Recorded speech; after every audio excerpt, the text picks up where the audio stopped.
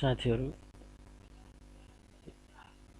यहाँहरू सम्पूर्णलाई पृथ्वी युट्युब च्यानलमा हार्दिक स्वागत छ। हामीले यस च्यानल मार्फत विभिन्न टपिक्समा कम्प्युटर सम्बन्धी अथवा प्रविधि सम्बन्धी सफ्टवेयर सम्बन्धी विभिन्न इस्युहरूको बारेमा प्रब्लमहरूको बारेमा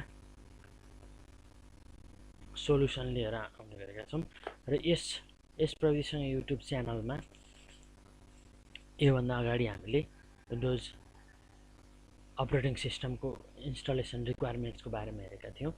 त्यसको इन्स्टलेसन प्रोसेसको भिडियो चाँडै नै आउँदैछ र आज यस भिडियोमा भने हामी विन्डोज 10 अपरेटिङ सिस्टममा हामीलाई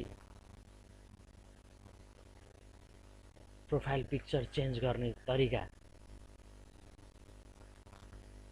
कतिपयलाई थाहा नहुन सक्छ र त्यो कसरी चेन्ज गर्ने भनेर त्यसको ट्रिक्सको बारेमा, त्यसको सोल्युसनको बारेमा, स्टेपको बारेमा हामी यहाँ हेर्छौँ। प्रोफाइल पिक्चर चेन्ज गरेर हेर्छौँ र प्रोफाइल पिक्चर चेन्ज गर्नको लागि सुरुमा त हाम्रो विन्डोज 10 अपरेटिङ सिस्टम एक्टिभेट भएको हुनुपर्छ। यदि हाम्रो विन्डोज 10 अपरेटिङ सिस्टम एक्टिभेट भएको छैन भने ती फिचर्सहरू, ती अप्सनहरू डिजेबल भएका हुन्छन्। त्यो डिजेबल अप्सनहरूलाई इनेबल गर्नको लागि, एक्टिभेट गर्नको लागि हामीले हाम्रो अपरेटिङ सिस्टमलाई एक्टिभेट गर्नुपर्ने हुन्छ। अब त्यो कसरी एक्टिभेसन गर्ने भन्ने पार्ट चाहिँ हामी अर्को भिडियोमा हेर्नेछौँ।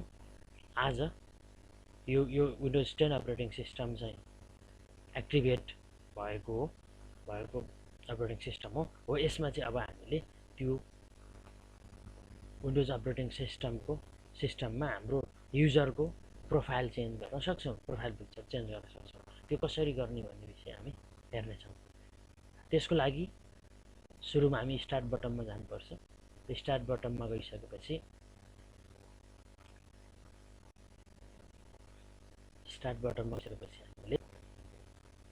हामी एकाउन्ट सेटिङ देख्न सक्छौँ। पेमेन्ट पिक्चर सेभ आवर भनेर हो, त्यहाँ हाम्रो एकाउन्ट देख्न सक्छौँ। त्यो एकाउन्टमा हामी क्लिक गर्छौँ र त्यो क्लिक गरिसकेपछि अर्को फेरि 3टा अप्सन आउँछ, lock, change account setting, sign out भन्ने हुन्छ। हामी चेन्ज एकाउन्ट सेटिङमा जान्छौँ र चेन्ज एकाउन्ट सेटिङमा गइसकेपछि यो प्रोफाइल भन्ने डिस्प्ले हुन्छ। जस्तो यो इन्फोभित्र यो प्रोफाइल भनेर चेन्ज यो प्रोफाइल पिक्चर भनेर आउँछ, चेन्ज यो एकाउन्ट सेटिङ भनेर आउँछ।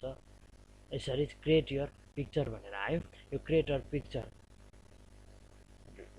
पिक्चरमा गएर हामी on the spot camera on गरेर, यदि ल्यापटप छ भने क्यामेरा अन गरेर, वेब क्याम छ भने क्यामेरा अन गरेर पिक्चर लिएर पनि यस प्रोफाइलमा सेट गर्न सक्छौँ। र अलरेडी सेभ छ भने, तपाईँको कम्प्युटरमा अलरेडी सेभ छ भने त्यसको लागि चाहिँ ब्राउज फर वान भन्ने अप्सनमा जान्छौँ र त्यो अप्सनमा गइसकेपछि त्यो पिक्चरको पाथ सेलेक्ट गर्ने, ओपन गर्ने मेनु आउँछ, विन्डोजको डायलग बक्स आउँछ। त्यसको लागि चाहिँ हामी र अब आफ्नो पिक्चर कहाँ छ त्यहाँ गएर हामी चेन्ज गर्न सक्छौँ। त्यसको लागि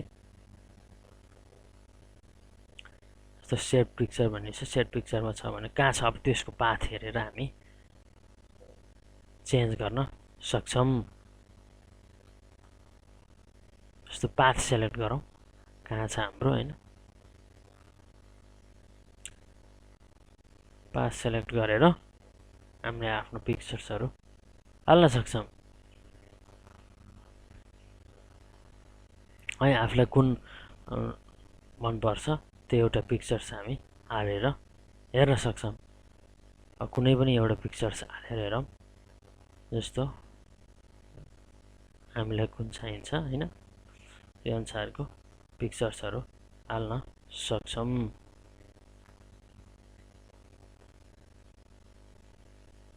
जस्तो यही पिक्चर्स हाल्न मन पऱ्यो भने, होइन, जस्तो यही पिक्चर्स हाल्न मन पऱ्यो भने कुन आफूलाई इच्छा लाग्छ त्यही इच्छा अनुसार हाल्न सक्नुहुन्छ। जस्तो चुज पिक्चर गरौँ। यसरी अब यहाँ प्रोसेसिङ हुन्छ, यसले थोरै टाइम लिन्छ।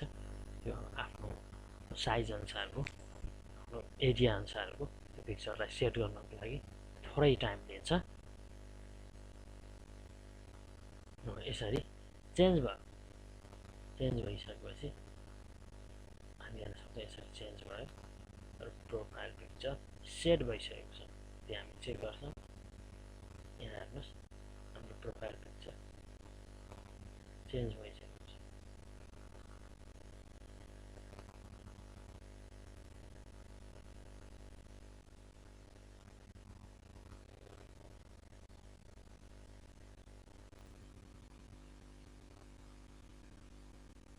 यसरी प्रोफाइल पिक्चर चेन्ज भएको छ।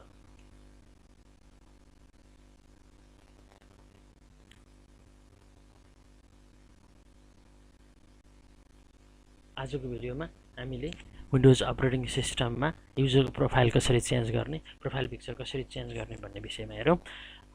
आगामी भिडियोहरूमा हामी विन्डोज 10 लाई कसरी एक्टिभेट गर्ने भन्ने हेर्छौँ। यो साथीहरू हजुरहरूले यो च्यानललाई अहिलेसम्म सब्सक्राइब गर्नुभएको छैन भने युट्युबमा गएर यो सर्च बारमा सचिन्द्र सापकोटा हालेर सर्च गरेर भिडियोमा कुनै पनि भिडियोमा त्यहाँ डिस्प्ले भएको भिडियोमा क्लिक गरेर लाइक, कमेन्ट, सेयर र सब्सक्राइब गर्न सक्नुहुन्छ। यहाँ अप्सनहरू छ, यहाँ क्लिक गरेर हजुरहरूले सब्सक्राइब गर्न सक्नुहुन्छ।